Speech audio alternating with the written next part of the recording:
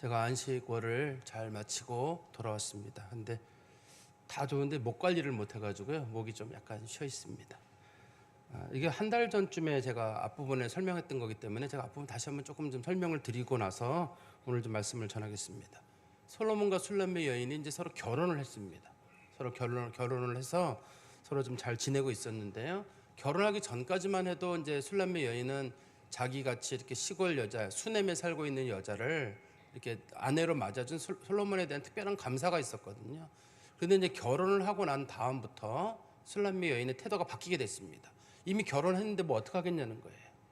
그리고 자기의 이제 숨은 성격들이 드러나거든요. 결혼 전에 가지고 있던 모습들은 잠깐 연애 중의 모습이었기 때문에 숨길 수가 있지만 이제 결혼 생활하다 보면은 숨은 성격이 드러나게 되거든요. 그래서 이제 여자가 성격을 드러내기 시작하면서 솔로몬이 결국 그거를 견디지 못하게 되고 솔로몬이 집 밖으로 나가게 됩니다. 솔로몬과 술람미 여인이 뭐 때문에 싸웠는지는 몰라요, 내용은. 그러나 이제 우리가 보통의 경우를 짐작을 해보면 솔로몬은 술람미 여인에게 왕실의 어떤 예법 같은 걸 아마 가르쳐주지 않았을까 싶어요. 당신 옛날 시골 살던 그 모습 말고 좀 고쳐서 여기 왕실의 예법에 맞게 살아라. 근데 그 여자 쪽에서는 내가 왜 그래야 되느냐, 아마 내 살고 싶은 대로 살겠다, 아마 이런 성격이, 그런 얘기들이 있지 않았을까 싶습니다. 어떻든 그런 일로 인해서 솔로몬이 집 밖을 나가게 됐습니다. 그 솔로몬이 집을 나가고 새벽이 될 때까지 솔로몬이 계속 여인에게 문을 열어달라고 부탁을 하는데 술람미 여인이 문을 안 열어줍니다. 그러면서 하는 말이, 내가 침대에 누웠는데 나가기 싫다. 내가 신발을 벗고 발을 다 씻었는데 나가기 싫다. 내가 당신 때문에 굳이 옷 다 갈아입었는데 또 다시 갈아입고 나가야 되느냐.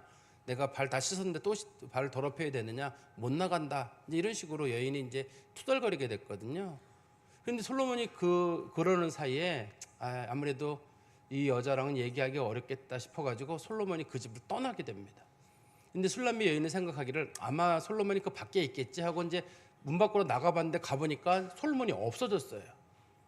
그래서 생각하기를 멀리 못 갔겠다 싶어가지고 성벽을 지키는 사람들이나 순찰하는 사람들을 만나가지고 혹시 솔로몬을 보지 못했냐라고 물어보니까 그 순찰하는 사람들이 그 여인을 잡아가지고 옷을 벗겼습니다. 왜 옷을 벗겼냐면 이렇게 못생기고 이렇게 초라한 여자가 왕비가 입을 옷을 입고 앉아 있는 거예요. 근데 그 여자는 주장하기를 내가 솔로몬의 부인이다, 솔로몬하고 결혼한 사람이다 하는 사람들이, 아니 당신 같은 사람이 어떻게 그럴 수가 있느냐. 솔로몬이 당신의 옆에 있으면 우리가 믿어주지만 솔로몬이 옆에 없을 때 보면 이 여자는 영락 없이 그냥 그 수넴에 살고 있는 시골 여자거든요. 시골 여자니까 그 사람들이 그 옷을 벗겨버렸어요. 이 옷은 너한테 안 어울린다는 거죠. 그때 그 여자가 정신이 번쩍 들었습니다. 내가 솔로몬의 은혜 안에 있으면 좋은 사람이고 이 궁궐에서 대접을 받는 사람이지만 솔로몬의 은혜가 떠나게 되면 난 아무것도 아니구나. 정신이 바짝 됐거든요. 어려운 상황이지만 이 여자가 자신을 깨닫게 되는 좋은 기회가 된 거죠. 우리 그리스도인들도 마찬가지입니다. 우리가 하나님의 은혜로 살아가고 있거든요. 하나님의 은혜로 살아가고 있는데 우리는 전부 다 내가 한 것 같아요. 지금까지 살아온 것도 내가 한 것 같고 열심히 공부하고 일하고 자녀들 키우고 다 내가 한 것 같아요. 근데 하나님의 은혜가 거기에 작용하지 않으면 다 없어질 것들이거든요. 근데 우리는 다 내가 한 것 같아가지고 내가 했다 우리는 자꾸만 얘기를 하는 거예요. 근데 잘 생각해 보면 하나님의 은혜가 거기에 작용을 했습니다. 작용을 해서 하나님이 이만큼 지켜주셨고 하나님 이만큼 우리를 품어주셨거든요. 근데 우리는 전부 다 내가 했다고 생각이 드니까 하나님 앞에 대해서 함부로 대해요. 심지어는 하나님이 없이도 살 것 같아요. 내 인생 생각해 보면 뭐 하나님 없이 내가 예배 안 드리고 뭐 안 했다고 해가지고 나한테 당장 무슨 일이 일어나는 것도 아니고 당장 내가 죽는 것도 아니고 하나님 조금 떠났더니만 도리어 더 잘 되는 것 같고 그런 일들을 경험할 때가 있거든요. 그러면서 난 하나님 은혜로 사는 게 아니라 지금까지 내 힘으로 살아가는구나 라고 이 여인은 착각을 했던 거예요. 근데 은혜가 싹 걷어져 가니까 이 여자가 아무것도 아닙니다. 아무것도 아니고 정말 초라한 모습으로 변할 수밖에 없습니다. 이렇게 사람이 자기를 잘 알면 하나님의 은혜가 보여요. 여기서 제가 말씀드리는 사람이란 인간이에요. 인간이 어떤 존재인지. 인간이 굉장히 나약한 존재입니다. 아주 건강한 사람도 뭐 교통사고 한 번, 어떤 질병 하나에 순식간에 무너질 수가 있어요. 우리가 인생을 길게 산다 그래도 길것해야 100년이거든요. 100년 얼마 안 남았습니다, 우리 인생에. 그리고 당장 우리가 지금 이 세상을 떠난다고 하더라도 별로 이상할 게 없어요. 주변에 아주 가까운 사람들 옆에서는 사람들끼리는 너무 젊은 나이에 갔다 이렇게 아쉬워할지 모르겠으나 옆에서 보는 사람들을, 그러니까 가까이 있는 사람들 말고 조금 떨어져서 보는 사람들은 처음에는 잠깐 그 사람 생각하지만 다 잊어버려요. 제가 한 달 동안 교회를 비웠습니다만 교회가 잘 돌아갔어요. 제 생각하기로는 내가 한 달 비우면 교회가 어떻게 될까 싶어가지고 그걸 계속 미뤘던 거였거든요. 잘 돌아가요, 생각보다. 여러분들도 생각하기를 내가 만약에 떠나게 되면 우리 가정은 어떻게 되고 우리 상황은 어떻게 되고 더 잘 돌아갈 수가 있어요. 우리가 없어도 세상 잘 돌아갑니다. 우리는 그래서 내가 없으면 큰일 날 것처럼 생각하고 막 그러는데 그런 거 아니에요. 그냥 하나님께서 우리에게 하나님의 자녀라는 은혜를 주시고 살아가도록 해주셔서 우리가 적당한 자리를 잡고 목회자가 되기도 하고 가정에서 부모로서 또 자녀로서 역할을 하면 살아가는 것뿐이지 그냥 하나님의 은혜를 거두시면 아무것도 아니거든요. 매 순간 은혜로 살아가는 게 성도들의 태도인데 성도들이 그 은혜를 모르고 잊어버린 거예요. 이거를 이제 구속사적인 소위 이제 이스라엘 백성들의 역사로 놓고 보면 하나님이 이스라엘 백성들하고 언약 관계를 맺고 이스라엘 백성들을 하나님의 백성으로 삼았는데 하나님 부탁한 게 있어요. 절대 우상 숭배하지 마라. 다른 신 쳐다보지 마라. 하나님만 바라봐라. 근데 처음에는 그렇게 하다가 사람들이 서서히 그냥 세상 거 바라보고 하나님 떠나고 멀리하고 그들의 마음의 중심에서 하나님을 멀리하게 됩니다. 하나님 바깥으로 몰아내는 거예요. 하나님께서 회개하라고 아무리 문을 두드려도 안 여는 거예요. 그들 생각에 어떤 마음이 있냐면 하나님 항상 거기 있을 거야. 내가 좀 잘못 살아도 하나님 거기 계실 거야. 마음을 느슨하게 먹고 있었거든요. 그런 사이에 하나님께서 멀리 계시고 이스라엘 백성들은 큰 고난을 겪게 되거든요. 성경에서 말씀드리는 내용이 바로 이런 내용입니다. 앞부분에 있던 내용들이. 이제 오늘 본문에서는 술람미 여인이 자기가 솔로몬을 찾으러 나갔는데 일단은 1차적으로는 성벽을 지키는 사람들이나 순찰하는 사람들에게 솔로몬이 어디 있냐고 물어봤는데 그 사람들이 길을 알려주는 대신에 이 여인을 옷을 벗기고 때렸단 말이에요. 그러니까 이제 그 사람들에게 물어볼 수 없으니까 제3자에게 물어봐야 돼요. 그 본문에서 택한 사람이 누구냐면 예루살렘의 여인들이거든요. 이 성경에서 등장하는 특히 아가서에서 예루살렘 여인들은 마치 연극에서 등장하는 이 방백들과 같은 사람들이에요. 앉아 있는 사람들이거든요. 그 사람들에게 지금 얘기를 하는 거예요. 혹시 내 남편 못 봤느냐? 소문을 내는 겁니다. 그리고 말하기를 내가 남편에게 문을 안 열어준 게 남편을 무시해서 그런 건 아니다. 사실은 내가 내 남편을 사랑하긴 했는데 내가 그때 실수했다. 내가 크게 후회하고 있다고 내 남편에게 얘기 좀 전해달라. 그 소문을 좀 내달라는 거예요. 그러면 혹시라도 그 소문을 듣고 남편이 돌아올지도 모르니까. 그렇지만 그 예루살렘의 여인들이 하는 말이 아니 네 남편이 어떻게 생겼는지 우리가 알아야 찾아주든지 말든지 하지. 내 남편이 어떻게 생겼느냐. 당시의 사람들은 그 왕의 얼굴을 몰라요. 왕의 얼굴을 못 쳐다보게 돼 있잖아요, 원래요. 그리고 왕이 길을 걸어가도 모든 신하들이나 백성들은 다 머리를 숙여야 되기 때문에 솔로몬이라는 사람이 존재했다는 건 알지만 다들 얼굴을 몰라요. 솔로몬은 누구만 아냐면 솔로몬하고 가까이 지내는 신하들하고 부인들만 알아요. 솔로몬의 얼굴을. 그러니까 술람미 여인이 사람들에게 설명하는 거예요. 솔로몬이 이렇게 생기고 저렇게 생기고 저렇게 생겼다 얘기를 하니까 사람들이 아 그렇게 좋은 분이냐? 그럼 우리 한번 나 좀 만나보고 싶다. 여기서 이제 솔로몬의 외모에 대한 내용보다는 솔로몬의 성품에 대한 얘기거든요. 그래서 이 여인이 결국적으로 고난을 통해 가지고 자신이 솔로몬도 제대로 알게 되고 그 다음에 사람들에게 하나님을 전하는 기회가 되게 됩니다. 우리가 이 말씀을 통해서 우리도 좀 하나님 주신 뜻을 잘 분별해야 돼요. 여기서 하나님 주신 뜻은 뭐냐면 하나님 좀 제대로 알아라는 거예요. 우리가 하나님에 대해 사람들에게 얘기를 해야 되는데 하나님을 너무 몰라요. 예수님을 너무 모릅니다. 제가 좀 더 다시 한번 설명드릴 텐데요. 한번 생각해 보세요. 여러분들이 예수님을 얼마나 알고 있는지. 예수님은 누구냐? 하나님의 아들이다. 좋아요. 그죠? 하나. 그 다음에 예수님 누구냐? 십자가에서 돌아가신 분 맞아요. 부활하신 분 맞아요. 마리아와 요셉의 아들 맞아요. 4개 말고 또 뭐 더 없어요? 뭐 또 있어야 되나요? 몰라요 우리는. 그런 다음에 여러분들의 배우자를 한번 설명해 보세요. 그 사람 고향이 어디고 학교는 어디 나오고 어떻게 살았고 성격이 어떻고 다 알거든요. 근데 예수는 몰라요. 예수를 사람들에게 소개를 하고 하나님을 소개를 해야 되는데 우리가 하나님을 몰라요. 우리가 모르는 하나님을 어떻게 사람들이 믿으라는 거고 어떻게 그 사람들이 교회로 오고 그렇게 하겠어요. 예수를 모르기 때문에 사람들이 오해도 하고 실수도 하는 일이 생기는데 술람미 여인은 이렇게 사람들에게 솔로몬을 설명하는 과정을 통해 가지고 자기 자신이 솔로몬이 이런 분이었는데 내가 몰랐구나. 꼼꼼히 설명하다 보니까 솔로몬이 좋은 분이라는 걸 알게 된 거예요. 특별히 맨 끝에 가면 이런 게 나오거든요. 모든 것이 다 사랑이다 이렇게 나오거든요. 그동안 자기는 솔로몬이 자기에게 막 잔소리했던 것들이 자기 싫어서 꾸중한 줄 알았는데 지나고 나보니까 그게 다 사랑이었어요. 우리 그리스도인들로 말하면 내가 감당하기 어렵고 싫었던 일들, 나는 그게 하나님이 나한테는 이걸 안 주시나 싶었는데 그것도 사랑이구나. 그걸 깨달았다는 게 오늘 본문의 말씀 핵심적인 내용입니다. 우리 한번 성경 말씀 5장 8절에 가보시면 예루살렘 딸들아 너희에게 내가 부탁한다. 너희가 내 사랑하는 자를 만나거든 내가 사랑함으로 병이 낫다 하려무나. 지금 이 여자가 후회를 하는 거예요. 그래서 예루살렘 여인들에게 말하기를 내가 사랑하는 사람 솔로몬을 만나거든 내가 그 사람 때문에 병이 났다고 해달라. 근데 여기서 병이 났다는 말은 상사병이라는 뜻은 아닙니다. 어떤 병이냐면 내가 지금 마음에 크게 후회하고 있다는 사실이에요. 첫 번째는 뭐냐면 내가 사실은 여전히 그 사람을 사랑하고 있는데 그때 내가 뭐가 씌었는지 이상한 짓을 해가지고 그런 거니 내가 지금 막 후회하고 있다고 알려달라는 거예요.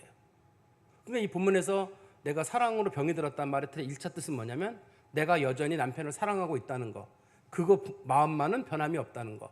두 번째는 내가 지금 남편 내보내고 문 닫아놓고 후회하고 있다는 거, 요거를 지금 알려달라고 사람들에게 예루살렘 여인들에게 소문을 내달라고 하는 겁니다. 근데 이 여자가 이제 깨달은 거예요.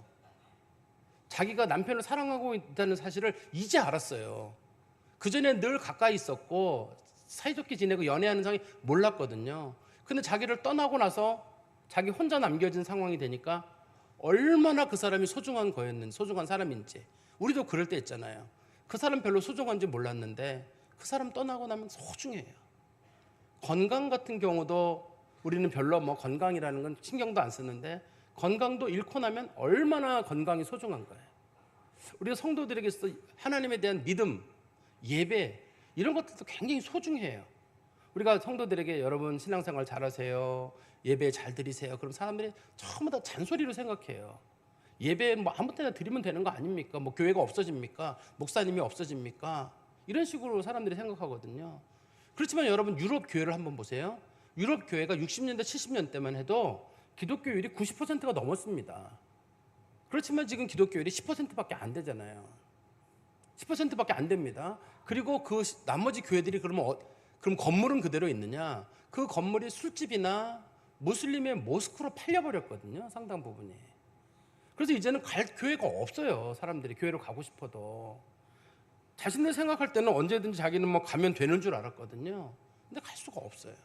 예배는 내가 마음만 먹고 예배만 드려야지 그러면 예배가 드릴 수 있는 줄 알았어요. 지금 우리도 그런 마음이 있잖아요. 예배 드리세요 그러면 온라인 아니면 오프라인 뭐로 들으든 이 교회 아니면 저 교회도 가고. 지금 우리는 교회가 많은 시대를 살아가고 있거든요. 그렇지만 우리나라도 2039년도가 되면 목회자들의 현재 있는 담임 교회 중에 반 정도가 목회자 수급을 못 한다고 하거든요. 현재 있는 교회 반 정도는 목회자를 못 구한다고 합니다. 담임 목사님을 못 구한다는 거예요. 부교육자는 둘째치고 담임 목회자를 못 구한다고 하는데 그게 2039년의 일이에요. 그 멀지 않은 일입니다. 그러니 우리가 예배 드리는 일이 하나하나가 얼마나 소중한지 몰라요. 그런데 지금 우리는 이 예배 얘기 누가 꺼내고 신앙생활 꺼내면 지금 공부해야 될 나이고 지금 직장 생활해야 되고 하는데 왜 굳이 예배를 드리냐 그런데 이게 잃어본 사람들은 이게 얼마나 소중한지 알아요. 내가 예배를 못 드리는 상황에 놓여 있다든지 드리고는 싶은데 드릴 수 없는 몸이 이렇게 힘들거나 병원에 가 있거나 못 드리는 분들 계시잖아요. 우리 교회 중에 이제 요양병원에 계신 분들하고 통화를 하다 보면 가끔 그런 얘기를 하시거든요. 목사님 새벽 예배 다 드리고 듣고 있습니다. 또 1부, 2부, 3부도 다 드려요 그분들은. 그래서 1부 예배랑 2부 예배랑 3부 예배가 내용이 좀 다르던데요. 예화도 다르던데요. 그 얘기는 다 듣는다는 얘기 아니에요 그분들이. 이거 제가 일주일에 설교 많이 할 땐 10몇 번 하거든요. 그걸 다 들어요 그분들이. 근데 그분들의 안타까운 건 뭐냐면 내가 어떤 예배를 드리러 교회에 와서 앉아 있어야 되는데 그걸 못 하는 거예요. 근데 그때는 몰랐던 거예요, 그게. 지금 우리 마음 같아서는 나는 병원에 가도 예배 안 드리고 그냥 누워 있을 거야. 그러고 싶잖아요. 막 우리가 아프거나 어려운 상황에 놓이게 되면 하나님 앞에 드리는 예배가 소중하거든요. 잃기 전에 소중함을 알아야 돼요. 하나님과의 관계도 그렇고 예배도 그렇고 사람도 마찬가지예요. 사람 관계 깨지는 거 시간 문제예요. 금방 깨집니다. 탄탄한 것처럼 보이지만 말 몇 마디, 행동 조금 잘못하는 거, 어떤 정말 어떤 불의의 어떤 그런 사건들로 인해서 사람들 관계 깨지는 일이 많아요. 사람 관계 소중하게 여기셔야 돼요. 우리가 잃기 전에, 지금 술람미 여인은 그걸 잃고 난 다음에 이제 깨닫는 거거든요. 이제 깨닫고 자기 자신이 제대로 해야 되겠다라고 마음을 먹는데 상황이 쉽지가 않아요. 우리 성경에 보면은 이런 잃고 나서 크게 후회하는 인물이 등장하는데 누구냐면 사울왕이 그런 경우예요. 사울왕이 원래 하나님 보시기에 왕이 될 만한 사람이에요. 키도 다른 사람보다 머리 하나만큼 크고 인품이 진실한 사람이고 그리고 부모를 잘 섬기는 면에 있어서 사람들이 누가 봐도 저 사울왕은 왕이 될 만하다. 그리고 교만하지 않고 늘 겸손하고 이렇게 조용한 사람이었거든요. 그런데 그 사람이 왕이 되고 전쟁마다 다 승리하고 사람들이 왕이라고 부르기 시작하니까 사울왕의 마음이 변하게 됐어요. 그래서 하나님이 하지 말라고 한 일을 사울왕이 서슴지 않고 범하게 됩니다. 그때 하나님께서 사무엘을 통해 가지고 내가 사울왕을 버렸다. 그 얘기를 듣고 나서도 별로 마음에 감동이 없어요. 뭐 하나님이 버렸다고 뭐 큰일 생기는가? 하나님의 영이 떠나는 순간에 그 마음속에 악령이 들어가거든요. 사울왕이 미쳐버리게 됩니다. 정신이 미쳐버려요. 미쳐버리고 결국 끝에 가가지고는 자기 아들들과 함께 길보아 산에서 블레셋 사람들의 손에 비참하게 최후를 맞이하게 되거든요. 그렇게 출발이 좋던 사람이 하나님과의 관계에서 문제가 생기니까 그 끝에까지 이렇게 안 좋은 일이 생기는데 그때 정말 어려운 일이 있기 시작했을 때 그때 좀 바짝 하나님 앞에 돌이켰었어야 되는데 그걸 너무 가볍게 여겨서 생긴 일이 아닌가 하는 그런 생각이 듭니다. 우리 9절 말씀 보십시오. 여자들 가운데 어여쁜 자야 너의 사랑하는 자가 남의 사랑하는 자보다 나은 것이 무엇인가? 너의 사랑하는 자가 남의 사랑하는 자보다 나은 것이 무엇이기에 이같이 우리에게 부탁하는가? 지금 술람미 여인이 내 남편을 찾아달라고 말하니까 그럼 네 남편이 뛰어난 점이 뭐냐? 네 남편의 인상착의가 뭐냐? 한번 좀 얘기해달라 이렇게 얘기를 하는데 이 여인들의 말이 다소 이렇게 비꼬는 듯한 말이에요. 한번 뭔데 그렇게 찾아달라고 얘기하는 거예요. 사실 이 본문에 여자들 가운데 어여쁜 자야란 말은 누가 했던 말이냐면 1장 8절에서 솔로몬이 했던 말입니다. 솔로몬이 술람미 여인에게 여인들 중에 어여쁜 자야, 즉 세상에서 네가 제일 예뻐 이렇게 얘기를 했던 거거든요. 그래서 그때 술람미 여인도 자기가 진짜 예쁜 줄 알았어요. 그래서 사람들이 너 얼굴이 까맣다고 놀리니까 내가 피부는 개다리 장막 같아도 안에는 보석이 들어있다. 니들은 피부는 희지만 속에는 아무것도 없잖아 고 자랑한 적이 있었거든요. 앞에서는요. 자기가 그런 적이 있었어요. 근데 이제 여자들이 그 술람미 여인을 놀리는 거예요. 아니 그렇게 잘났다면서 솔로몬이 너를 왜 버렸지 글쎄?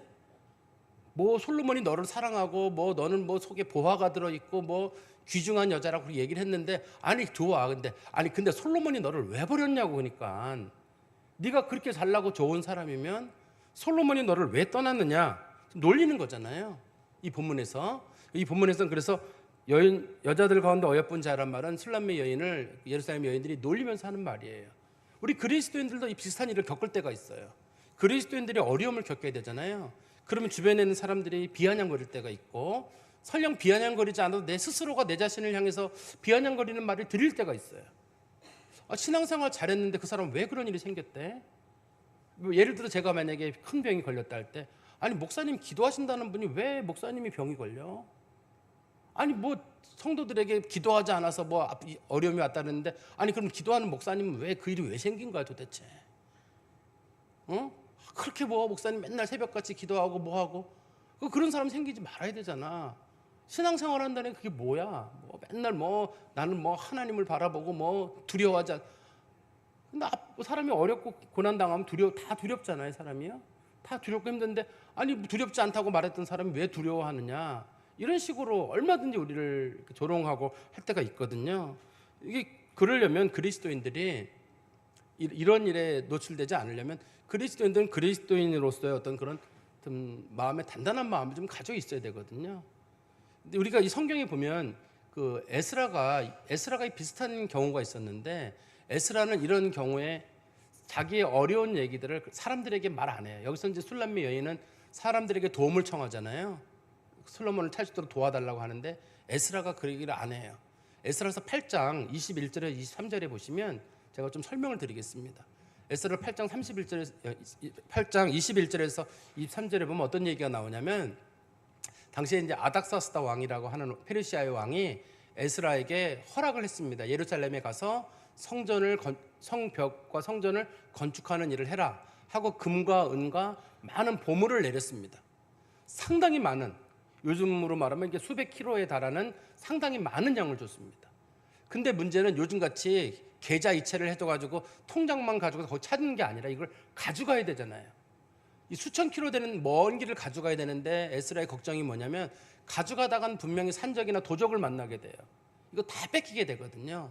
그래가지고 에스라 생각하기를 부탁을 아닥사스다에게 하고 싶은 거예요. 사실 임금님, 제가 이걸 가져가는데 분명히 산적들이나 그 주변의 나라들이 나타나가지고 분명히 이걸 빼앗아 갈 겁니다. 이걸 호송할 수 있는 호송대와 경호부대를 같이 붙여주십시오. 그러면 내가 가겠습니다. 이렇게 얘기를 하고 싶은 거예요. 근데 에스라의 자존심이 허락을 안 해요. 왜 허락을 하지 않냐면, 에스라가 그동안 했던 말이 뭐였냐면, 하나님이 도우십니다. 하나님이 돕는 자는 잘 됩니다. 이 성전 건축하는 일도 하나님이 도우실 겁니다 얘기를 했었거든요. 만약에 도와달라고 아닥사스 왕이 얘기를 하면 아닥사스 왕이, 아니 하나님이 도와준다며, 하나님 도와주는 사람 왜 두려워해? 그런 얘기를 들을까 봐 에스라가 아닥사스 왕에게 부탁을 못하고, 하나님 앞에 금식 기도는 해야 되겠다. 그리고 금식 기도하고 출발을 해요. 그래서 무사히 도착하게 되거든요. 그러니까 성도들은 어떤 어려운 일을 당했을 때, 사람들에게 가가지고 내 힘든 얘기들 이렇게 꺼냈을 때, 그게 도리어 비아냥거리는 말로 다가올 수가 있어요. 그래서 내가 어려운 일 당할 때 사람들에게 많이 부탁하는 것보다는 하나님께 기도하는 게 제일 좋아요. 구질구질할 때가 있어요. 나는 그 사람이 큰 도움이 될 것 같아서 부탁을 하고 하는데, 물론 부탁 안 하고 살 수는 없습니다, 사람이. 그러나 부탁하고 내 힘든 얘기를 했을 때, 사람은 사람이에요. 사람은 사람이어서 나를 더 비굴하게 만들고 어렵게 만들 때가 있어요. 제일 좋은 방법은 그럴 때 하나님 앞에 기도하는 방법입니다. 어떻든 이 본문에 다시 돌아가 보면, 술람미 여인은 그러면 그 사람, 그 예루살렘 여인들의 부탁을 받고 그 인상착의를 설명해 줘야 되거든요.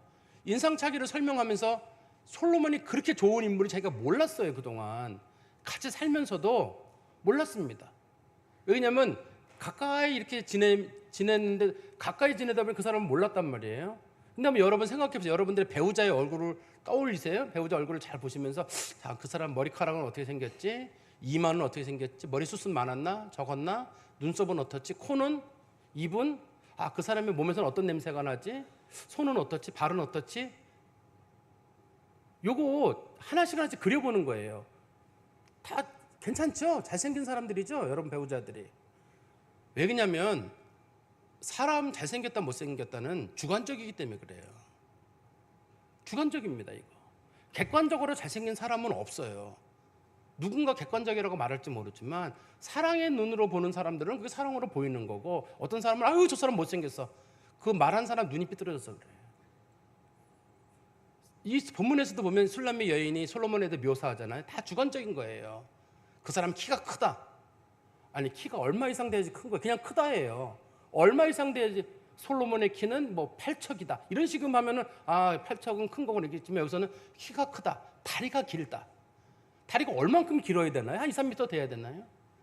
눈이 아주 초롱초롱하다. 눈이 뭐 빛이 나야 되나요? 어떻게 해야 되나요?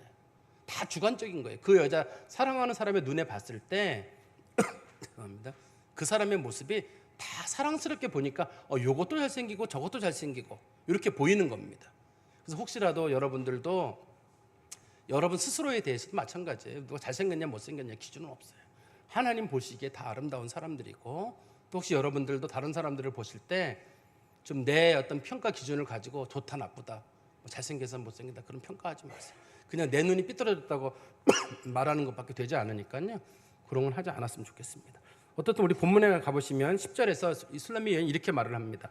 내 사랑하는 자는 희고도 붉어 많은 사람 가운데 뛰어나구나.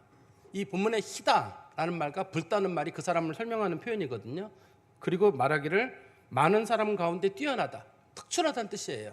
그러니까 희다란 말의 뜻이 우리나라 말에 떠오르면은 피부가 흰색이구나. 이 사람이, 솔로몬이 피부가 흰색이고 그리고 붉은색 기운이 약간 도는가 보다, 이렇게 우리나라 말로 보기 쉬운데, 이 희다란 말의 뜻을 여러분 히브리어 성경책도 그렇고 영어 성경책 보시는 분들은 잘 보시면 옆에 빛나다 이렇게 돼 있어요.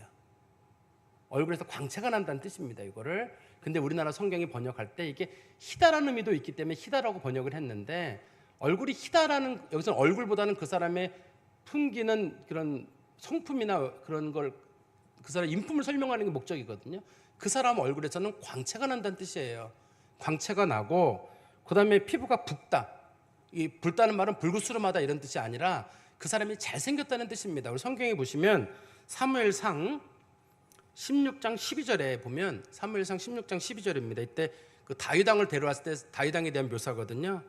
이에 사람을 보내어 그를 데려오매 그의 빛이 붉고 눈이 빼어나고 얼굴이 아름답더라.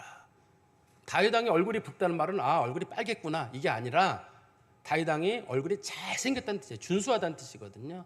그러니까 술람미 여인이 말하기를, 우리 솔로몬이란 분은 얼굴에서는 광채가 나, 얼굴이 얼마나 잘생겼는지 몰라. 사랑하는 사람이니까요. 그리고 그 사람은 뛰어나다는 말의 뜻은 다른 사람들하고 같이 태어났을 때 다른 사람들은 닭이고 내 남편은 학이다. 군계일학 이런 표현이 있잖아요. 내가 볼 때 다른 남자들은 달게 불과하고 내 남편은 학과 같다. 어디 가든지 눈에 딱 띄는 잘생긴 사람입니다. 그 찾아달라는 거예요. 하나씩이요. 11절입니다. 머리는 숭금 같고, 머리가 사실 숭금이라는 말도 머릿속에 뇌는 없고 금만 들었다는 뜻인가요? 그런 거라기보다는 성경에서는 숭금이라니 진실을 나타내거든요. 그 사람 진실하고 머리털은 꼬불꼬불하고, 우리나라 성경은 고불고불이라고 좀 해놨는데 이게 아마 표준인지 모르겠어요. 우리가 쓰는 말은 꼬불꼬불이란 말이 더 익숙한 표현인데 여기 성경은 고불고불이라고 되어 있는데요. 근데 히브리어 성경책은 이거를 뭐라고 되어 있냐면 야자나무의 가지를 잘 펼쳐놓은 것처럼 되어 있다고 되어 있어요. 영어 성경도 그렇게 되어 있습니다. 이거 영어 성경들도 그렇게 되어 있어요. 그러니까 머리가 가지런하게 정돈이 잘 됐다는 뜻. 옛날 사람들이 머리를 자르거나 관리하는 일이 없었거든요. 근데 솔로몬은 머리 간수를 잘하는 분. 여기서는 인품도 좋고 그다음에 그가 세련된다는 뜻이에요. 그리고 까마귀 같이 검다. 머리카락이 검다는 말이 당시 건강의 상징이거든요. 그렇기 때문에 그는 매우 건강하고 매력적인 사람이다. 그리고 그는 진실한 사람이다. 이 사람들에게 성품을 설명하는 거죠. 그리고 우리 다시 12절에 가보시면 눈은 시냇가의 비둘기 같은데, 아가서에서 비둘기는 주로 술람미 여인의 눈을 설명할 때 비둘기가 사용됐었어요. 솔로몬이 술람미 여인을 말하기를 내 눈이 비둘기 같다라고 여러 번 얘기했었는데 그때는 눈이 참 예쁘다는 뜻이에요. 그렇지만 여기서는 시냇가의 비둘기 같다라고 말하는 걸 보니까 이스라엘은 건조 지역이거든요. 근데 비둘기가 행복할 때가 언제냐면 물을 많이 먹었을 때예요. 그 사람을 보면 얼굴에 행복한 게 느껴진다는 뜻이에요. 물을 많이 먹고 행복한 것처럼 그 사람에게는 행복이 느껴지는데, 성경적인 표현으로는 그는 참 은혜로우신 분이시고 풍요로우신 분이시다, 그런 뜻입니다. 그리고 우유로 씻은 듯하고 아름답게 박혔다. 우리는 요즘 흰색을 비교할 때 다른 여러 가지 색깔을 인용할 수 있지만 성경에서 희다라는 말의 뜻은 비교할 대상이 양털이든지 우유든지 둘 중에 하나예요. 여기서는 그 사람의 눈이 희다는 말의 뜻은 순수하다는 뜻일 거거든요. 그러니까 그 사람이 눈이 이렇게 시냇가에 비둘기 같다는 말의 뜻은 그 사람에게는 풍요롭고 그다음에 넉넉함이 있고 은혜로우신 분이시고 순수함이 그에게 있다, 이렇게 말합니다. 그리고 13절에 뺨은 향기로운 꽃밭 같고 향기로운 푸른덕과 같다. 솔로몬은 술람미 여인의 뺨을 묘사할 때 이 석류 같다고 묘사를 했었습니다. 석류 반쪽 같다고 묘사를 했었는데 이 사람은 솔로몬의 뺨을 뭐라고 묘사했냐면 향기로운 풀밭 같고 푸른덕 같다. 얼굴이 넓다는 뜻인가요? 그런 뜻이라기보다는 향기가 난다는 뜻이잖아요. 솔로몬과 가까이 지내본 이 여자가 우리 솔로몬에게서는 특별히 좋은 살냄새가 난다는 뜻이에요. 좋은 살냄새가 난다는 뜻인데 성경에서는 냄새라는 말과, 아가서에서 냄새라는 말과 이름, 성품, 이게 히브리어로 같은 단어예요. 그게 히브리어로 같은 단어입니다. 같은 단어이기 때문에 여기서는 그 사람에게서는 좋은 인품이 있다는 거예요. 내가 그 사람과 가까이 지내봤는데 그 사람에게서는 좋은 인품이 있고 인격적으로 아주 훌륭한 사람이라는 뜻입니다. 그리고 입술은 백합화 같고 모략의 즙이 뚝뚝 떨어지는구나.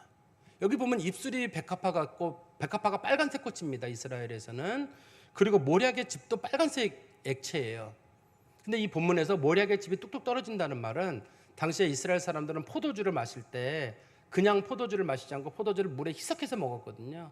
물에 희석해서 먹으면 포도주 맛이 안 나요. 너무 이게 물을 많이 섞었기 때문에 색깔도 그냥 연분홍 색깔 정도 나거든요. 근데 이것을 맛을 돋구고 색깔을 진하게 하려면 거기다 모략을 떨어뜨리는데 모략의 즙을 떨어뜨리면 되거든요. 떨어뜨리면 색깔도 좋아지고 맛도 좋아지게 됩니다. 이 본문에서 둘 다 지금 백합화도 그렇고 모략도 그렇고 포도주의 맛을 내는 거거든요.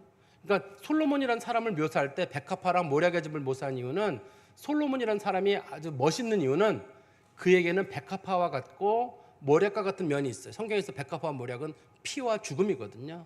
그는 나를 죽을 만큼 사랑하고 그는 나를 위해서 희생할 만한 그런 능력을 가지고 계신 분이에요. 그러니까 솔로몬을 묘사할 때 그가 나를 얼마나 사랑하시는지 그가 나를 위해서 피를 흘릴 만큼 나를 사랑하시고 또 그것 때문에 그분의 인격이 더욱 빛난다는 뜻입니다.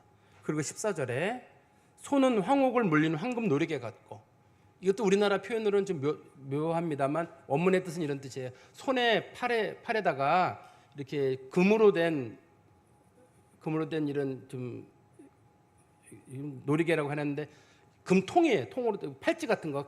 우리나라 금팔찌 조그만 게 아니라 이렇게 금으로 된 통, 영어로 실린더라고 하거든요. 큰 이렇게 팔찌 같은 걸 큰 걸 해놨는데 그 사람 옛날에 왕들이 팔찌 같은 거 금으로 된 거 큰 걸 하고 있었거든요. 근데 그 사람이 하는 일들마다 정직하고 공의롭다는 뜻입니다.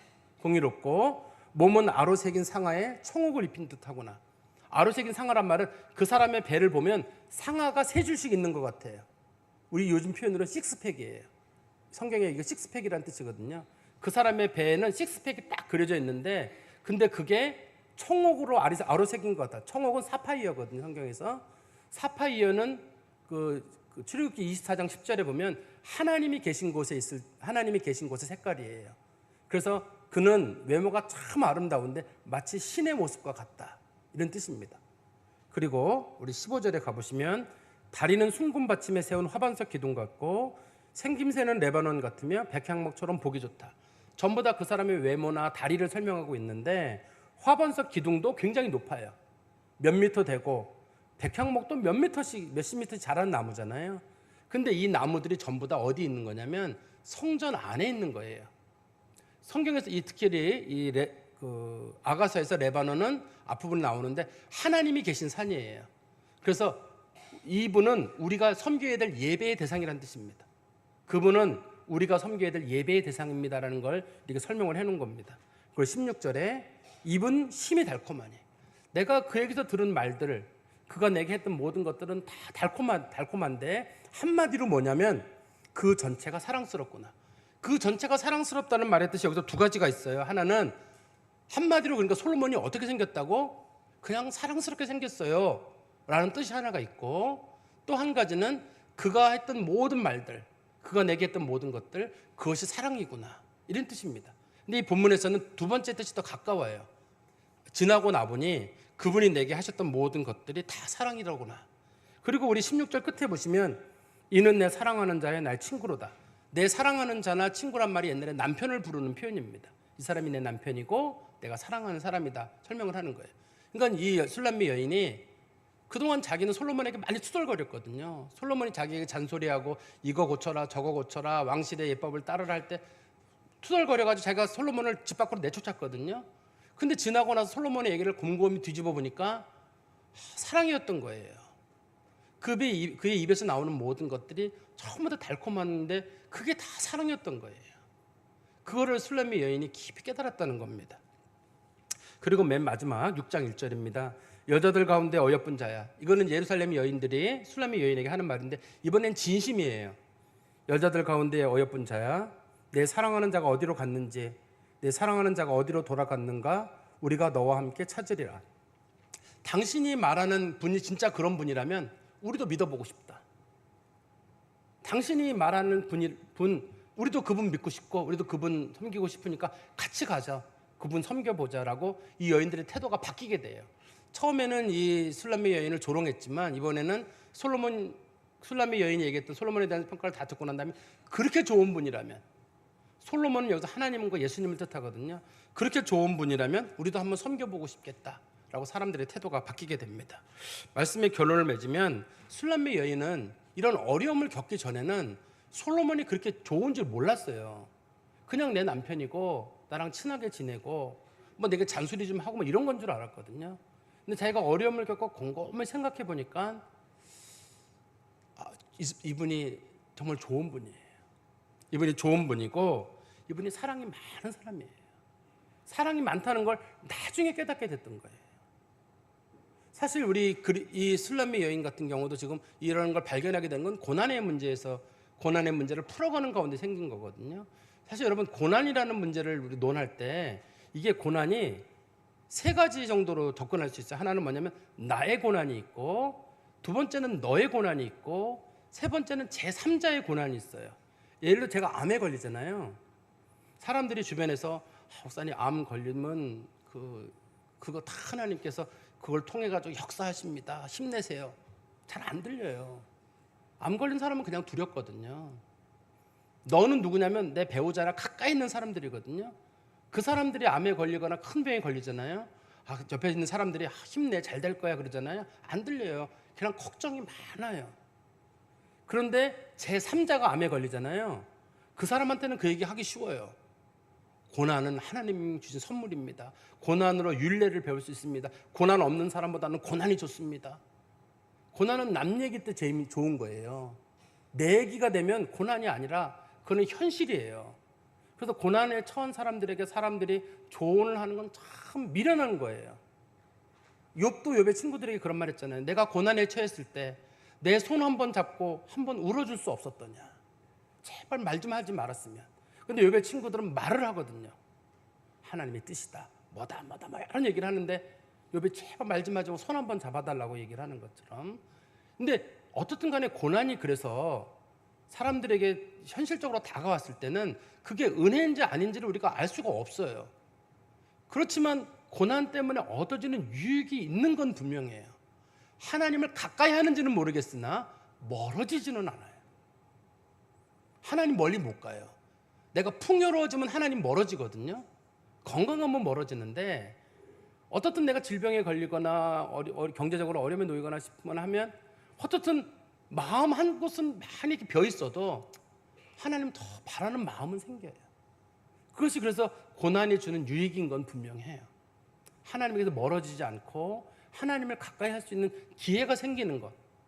그래서 지금 술람미 여인 같은 경우도 자기가 솔로몬과 가까이 지냈지만 부부 관계까지 하면서 지냈지만 몰랐던 면이 있었는데 이렇게 자기가 솔로몬이 떠나고 외로운 날들을 보내고 난 다음에 사랑이었구나.